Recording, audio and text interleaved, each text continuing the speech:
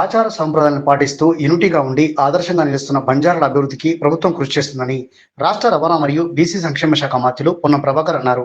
బుధవారం ఉస్నాబాద్ పట్టణంలోని బంజారా భవన్లో శ్రీ శ్రీ శ్రీ సద్గురు సంత్ జవహర్లాల్ మహారాజ్ జయంతి ఉత్సవాలను ప్రభుత్వం నిర్వహించింది. ఈ కార్యక్రమానికి ముఖ్య అతిథిగా హాజరైన మంత్రి పొన్నం ప్రభాకర్ బంజారాలతో కలిసి బంజారా సాంప్రదాయం ప్రకారం పూజా కార్యక్రమాల్లో పాల్గొని బంజారాలతో కలిసి బంజారా నృత్యం చేశారు.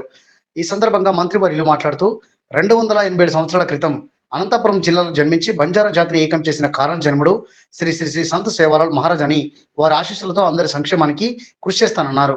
సుమారు 12 కోట్ల మంది బంజారాలు ఎక్కడున్నా ఒకే భాష, సంస్కృతి, సాంప్రదాయాన్ని పాటిస్తూ ఐక్యంగా జీవించడం గొప్ప విషయమని అభినందించారు. వచ్చే సంవత్సరం నుండి సంత్ సేవాలాల్ జయంతిని 15 ఫిబ్రవరి రోజే ఉస్నాబాద్ పట్టణంలో ప్రభుత్వ పరంగా ఘనంగా నిర్వహిస్తామని తెలిపారు. అసంపూర్తిగా ఉన్న బంజారా భవన్ నిర్మాణాన్ని పూర్తి చేసే బాధ్యత నాదేనని తెలిపారు. రాజకీయాలకు అతీతంగా సంఘ ఐక్యతతో సమస్యలను పరిష్కరించుకున్నటకు కలిసి రావాలని అన్నారు. భవిష్యత్తులో ప్రభుత్వం జిల్లా సరిహద్దులను మార్చినప్పుడు ఉస్నాబాద్ ప్రాంత ప్రజల కోరిక మేరకు ముందుకు సాగుతామని తెలిపారు. ఈ కార్యక్రమంలో బంజారా కుల పెద్దలు, బంజారా మహిళలు, బంజారా యువకులు అధిక సంఖ్యలో పాల్గొన్నారు.